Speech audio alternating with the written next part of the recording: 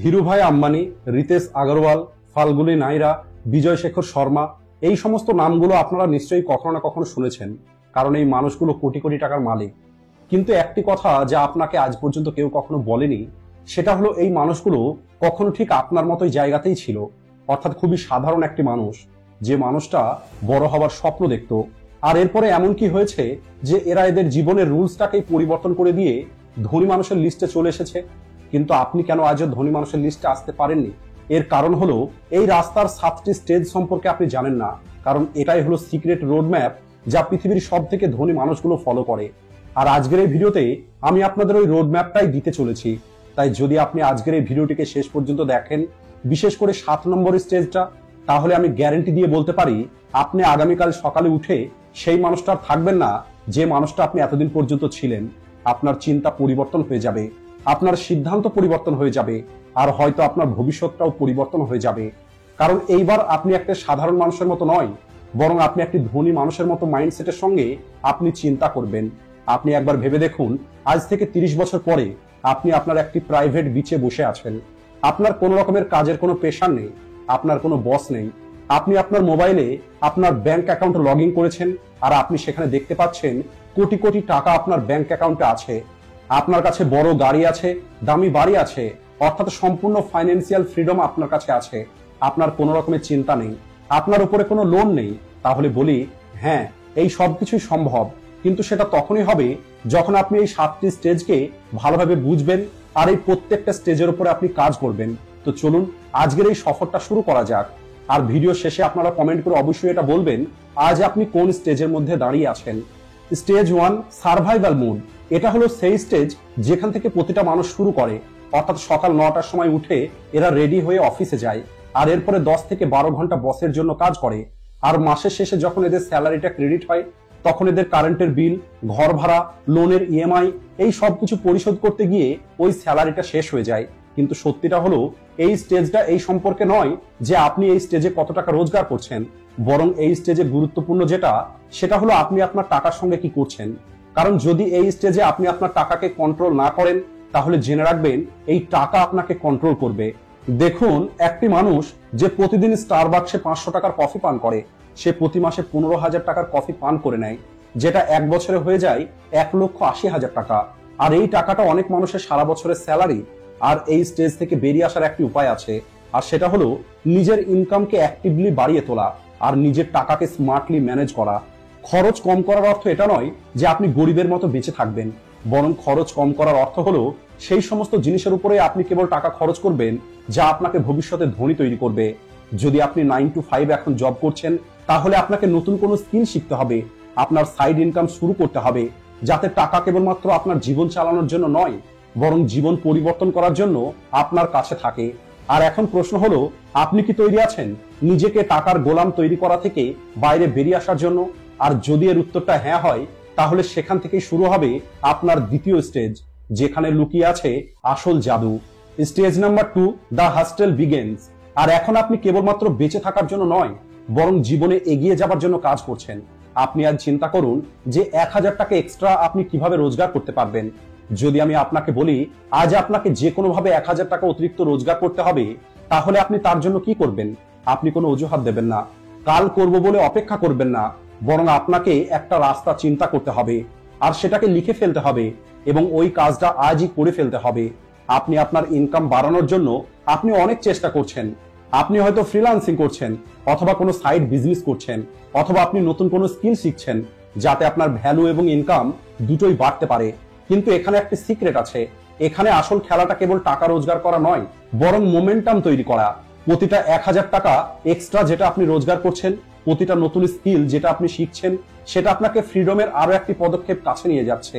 আর যখন একবার আপনি আপনার এই মোমেন্টামটা তৈরি করে নেবেন, তখনই স্টেজ 3তে সবকিছু ইন্টারেস্টিং হওয়া শুরু হয়ে যাবে। কিন্তু এখন প্রশ্ন হলো, যখন আপনার কাছে এক্সট্রা টাকা আসতে শুরু করবে, তখন ওই এক্সট্রা টাকাটা আপনি কোথায় লাগাবেন? আর মনে রাখবেন, আপনার আসল উদ্দেশ্যটা হলো ধনী হওয়া, কেবলমাত্র টাকা সেভ করা নয়। Stage 3, stability. এখান থেকে আপনার জীবনটা একটু সুন্দর হওয়া শুরু হয়ে যাবে। এখন আপনি প্রতি মাসে স্যালারি আসার অপেক্ষা করবেন না, কারণ আপনার কাছে কিছু সেভিংস থাকবে, আপনার ঋণগুলো ধীরে ধীরে শেষ হয়ে যাবে। আর সব থেকে বড় কথা হলো, আপনি আপনার ফাইন্যান্সিয়াল স্থিতির উপরে একটি নিয়ন্ত্রণ অনুভব করবেন। কিন্তু এটা আপনার গন্তব্য নয়, এটা তো কেবলমাত্র শুরু। স্টেবিলিটির অর্থ এটা নয় যে এখন আপনি দাঁড়িয়ে পড়বেন, এখনো আপনার গ্রোথ হবে, কিন্তু সেটা একদম স্ট্রেট লাইনে হবে, যেমনটা সব থেকে ধনী মানুষদের হয়।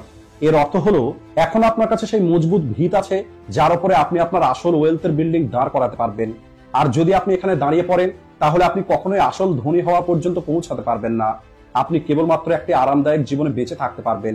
আর বিশ্বাস করুন, একটি আরামদায়ক জীবন আপনার গ্রোথের সব থেকে বড় শত্রু। তাই আপনাকে পরবর্তীতে যে পদক্ষেপটা নিতে হবে সেটা হলো স্টেজ নাম্বার 4, ইনভেস্টিং স্টেজ।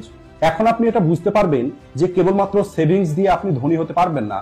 আপনার ব্যাংকে যে টাকা পড়ে আছে সেটা ধীরে ধীরে তার ভ্যালু হারিয়ে ফেলছে, কিন্তু সঠিক জায়গায় ইনভেস্ট করা টাকা ধীরে ধীরে বেড়ে যাচ্ছে আর আপনাকে ধনী হওয়ার আরো একটি লেভেল উপরে নিয়ে যাচ্ছে। এটা হলো সেই স্টেজ যেখানে আপনি স্টক, রিয়েল এস্টেট অথবা নিজের কোনো বিজনেস শুরু করার কথা চিন্তা করেন। ইনভেস্টিং কেবলমাত্র টাকার খেলা নয়, বরং এটা হলো আপনার ব্রেনের খেলা। ধনী মানুষগুলো সবসময় লং টার্মের কথা চিন্তা করে। উদাহরণ হিসাবে রাকেশ ঝুনঝুনওয়ালা টাইটেন কোম্পানির শেয়ার কেবলমাত্র 3 টাকাতে কিনেছিলেন, আর সেটা দীর্ঘদিন ধরে হোল্ড করে রাখেন, যা আজ হাজারো গুণ বেড়ে গেছে। আর এই লং টার্ম মাইন্ডসেট আপনার আসল ওয়েলথ ক্রিয়েট করবে। আপনি এই স্টক মার্কেটে যত বেশি শিখবেন, তত বেশি রোজগার করতে পারবেন। সেটা মার্কেটকে বোঝা হোক, সঠিক অ্যাসেট নির্বাচন করা হোক, অথবা লং টাইমের কথা ভেবে ডিসিপ্লিন থাকা হোক। প্রতিটা ভালো ইনভেস্টমেন্টের পিছনে একটি বুদ্ধিমান ব্রেন কাজ করে। আপনি একবার নিজেকে জিজ্ঞেস করুন, আজ আপনি এমন কোন জায়গায় ইনভেস্ট করতে পারেন যা আগামী 5 বছর পর আপনার জীবন পরিবর্তন করে দেবে?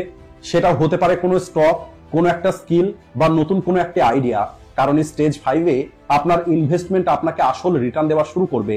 কিন্তু একটি প্রশ্ন, সেটা হলো যদি টাকা আপনাকে ধনী তৈরি করে, তাহলে ধনী মানুষগুলো আরো বেশি ধনী কিভাবে হচ্ছে? আর এটাই হলো সেই রহস্য যা স্টেজ নম্বর 5-এ আপনারা জানতে পারবেন। Stage number 5, growth and acceleration. এখন আপনার ইনভেস্টমেন্টটা কেবলমাত্র টাকা হয়ে নেই, বরং সেটা আপনার টাকাকে আরো বেশি মাল্টিপ্লাই করছে।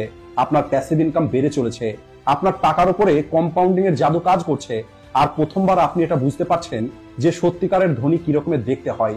আর এটাই হলো সেই স্টেজ যেখানে একটি ধনী মানুষ আরো বেশি ধনী হতে থাকে, কারণ তারা এটা বুঝে যায় টাকা কেবলমাত্র রোজগার করার জিনিস নয়, বরং এটাকে বাড়িয়ে তোলার জিনিস। কিন্তু এখানে একটি টুইস্ট আছে, গ্রোথ সবসময় ধৈর্য চাই। এটা কোনো গেট রিচ কুইক স্কিম নয়, এটা কনসিস্টেন্সি এবং ডিসিপ্লিনের খেলা। ওয়ারেন বাফেট বলেছিলেন, if you don't find a way to make money while you sleep, you will work until you die. আর এখন আপনি ভেবে দেখুন, আপনি কি ওই বড় উপহারের জন্য ধৈর্য ধরতে পারবেন? আর এর উত্তর যদি হ্যাঁ হয়, তাহলে স্টেজ 6-এ আপনি একটি সত্যিকারের ধনী মানুষের জীবনে বাঁচা শুরু করবেন। Stage number 6, financial freedom. এখন আপনি কেবলমাত্র ধনী নয়, বরং আপনি একটি স্বাধীন মানুষ। আপনি এখন চাইলে যে কোনো জায়গায় ঘুরে বেড়াতে পারেন, আপনি আপনার পরিবারের সঙ্গে সময় কাটাতে পারেন, আপনি আপনার শর্ত অনুযায়ী আপনার জীবনে বেঁচে থাকতে পারেন। আপনার এখন প্যাসিভ ইনকামটা এত বেশি বেড়ে গেছে যে আপনার সমস্ত প্রয়োজন ওই প্যাসিভ ইনকাম দিয়েই পূর্ণ হয়ে যাবে। এখন আপনার কাজ করার কোনো প্রয়োজন নেই, বরং আপনি এখন বেছে নিতে পারেন আপনি এখন কাজ করতে চান কি চান না।